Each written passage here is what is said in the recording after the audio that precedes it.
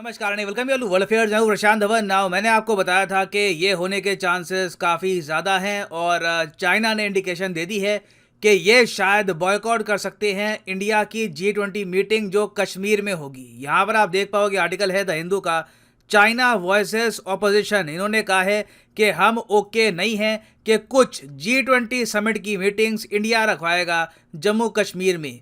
इन लोगों के हिसाब से जम्मू कश्मीर एक डिस्प्यूटेड टेरिटरी है बिटवीन इंडिया पाकिस्तान और इंडिया को इंटरनेशनल इवेंट्स यहाँ पर होस्ट नहीं करने चाहिए।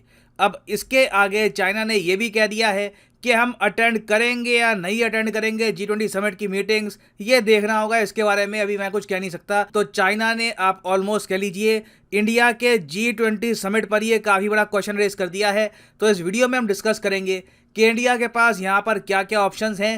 क्या रीसेंट ब्रिक्स समिट को हमने जो अटेंड किया है, चाहे वर्चुअली अटेंड किया हो, क्या ये एक मिस्टेक थी? तो डिस्कस करेंगे इस टॉपिक को इन डेप्थ। बहुत कुछ आपको जानने को मिलेगा। So a lot to know, a lot to discuss as always. But before we begin, आगे बढ़ने से पहले आपसे एक क्वेश्चन पूछूंगा। क्वेश्चन यहाँ पर यह है कि इतिहास का पहला G20 समिट ये होस्ट किया गया था किस देश में? ये है यहाँ पे आपकी ऑप्शन, जापान, स्वीडन, यूएसए या फिर रशिया। कमेंट सेक्शन में करिए उत्तर। सही आंसर मैं आपको दूंगा वीडियो के एंड में। मैंने आपको प्रीवियस वीडियोस में बताया था कि 2023 में जो G20 इवेंट है ये होस्ट करेगा इंडिया। प्रॉब्लम देखो यहाँ पर ये आ रही है कि सिंस G20 समिट जो मेन समिट होगा वो तो दिल्ली में होगा, वो मैंने आपको बता दिया था। कई करंट अफेयर्स की वेबसाइट्स, कई वीडियोस में लोगों ने क्लेम करना स्टार्ट कर दिया जी पूरा समिट इंडिया करेगा जम्मू कश्मीर में। मैं देख रहा था किसी आदमी ने विकिपीडिया पे एडिटिंग कर दी और ये लिख दिया वहां पर कि पूरा G20 समिट ही 2023 का कश्मीर में होगा। देखो नहीं, ऐसा कुछ नहीं है। जो मेन समिट है ये नई दिल्ली में ही होगा, मगर कुछ जो इसकी मीटिंग्स हैं ये जम्मू कश्मीर में प्लान करी गई है। अब पाकिस्तान को ये आइडिया भी मंजूर नहीं है। इन लोगों ने officially China, Turkey, Saudi Arabia 3 countries को कहा है कि प्लीज ये मीटिंग्स अटेंड मत करिएगा। एक बार को आपको बॉयकॉट भी करना पड़े G20 समिट, बॉयकॉट कर देना। और इवन दो अभी तक मैं कहूंगा, जब मैं वीडियो रिकॉर्ड कर रहा हूं बात का मुझे पता नहीं, फॉर द टाइम बिंग अगर मैं देखूं तो टर्की और सऊदी अरेबिया ने कुछ स्टेटमेंट दी नहीं है इसको लेकर। चाइना ऑफ कोर्स पाकिस्तान के सपोर्ट में आया है। चाइना ने यहाँ पर यह कहा है कि इनकी जो पॉलिसी है कश्मीर को लेकर, जो पोजीशन है कश्मीर को लेकर, इन लोगों के हिसाब से कश्मीर एक लेगेसी इशू है बिटवीन इंडिया एंड पाकिस्तान और इसको प्रॉपरली रिजॉल्व करवाना चाहिए in accordance with relevant UN resolution and bilateral agreements. फिर उसके बाद जब जर्नलिस्ट ने इनसे ये पूछा कि ठीक है जी आपने ये सब बातें बता दी, अब आप बताओ आप क्या G20 की मीटिंग कश्मीर में अटेंड करोगे?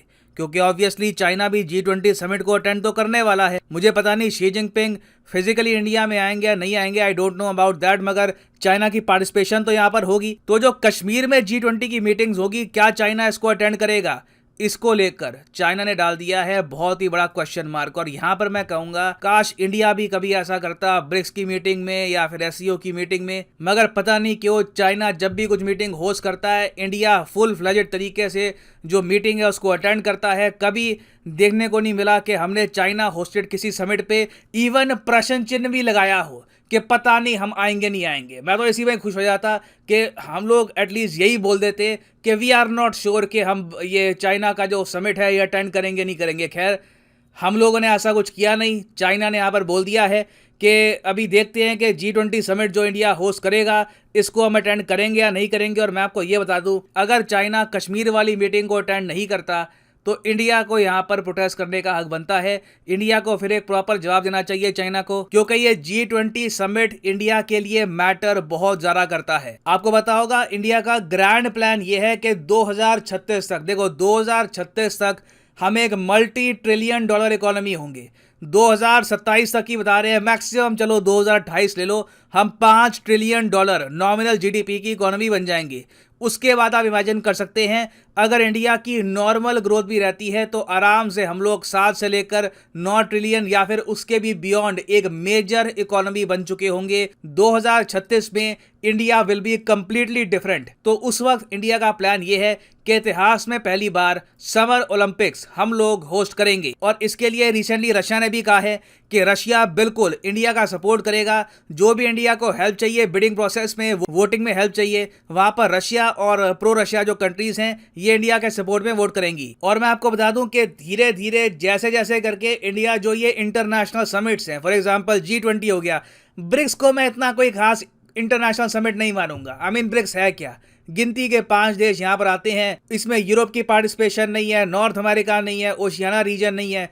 ठीक है, ब्रिक्स अपनी जगह है, but it is not a major summit. G20 को मैं कहूंगा एक ट्रूली ग्लोबल समिट है, क्योंकि G20 कंट्रीज को आप अगर देखो तो दुनिया की 90% जो जीडीपी है ये आपको इन्हीं कंट्रीज में मिलेगी, और टोटल 2/3 पॉपुलेशन जो है दुनिया की वो G20 कंट्रीज में आती है। It is one of the most important summits in the world. तो ऐसा समिट जब इंडिया होस्ट कर रहा है, वहां पर अगर चाइना या टर्की या किसी और कंट्री ने कुछ सैबोटाज करने की कोशिश करी, इस समिट की इंपॉर्टेंस कम करने की कोशिश करी, I think India should respond befittingly. और हाँ, यहां पर मैं अब ये भी ऐड कर दूं कि देखो, चाइना के पास किसी भी मीटिंग को बॉयकॉट करने का कुछ इतना स्कोप बनता नहीं है यहाँ पर। रीजन मैं आपको यहाँ पर ये बताता हूँ। G20 का जो एक्चुअल समिट होगा, जहां पर बाइडेन इंडिया में आएंगे, इमानुएल मैक्रोन इंडिया में आएंगे, बोरिस जॉनसन, जापान के prime minister Kishida, various world leaders, even Vladimir Putin, this will be interesting, even Vladimir Putin भी उस टाइम इंडिया में आएंगे। तो जो मेन समिट है उससे पहले ना करीब 100 प्रेपरेटरी मीटिंग्स होती हैं,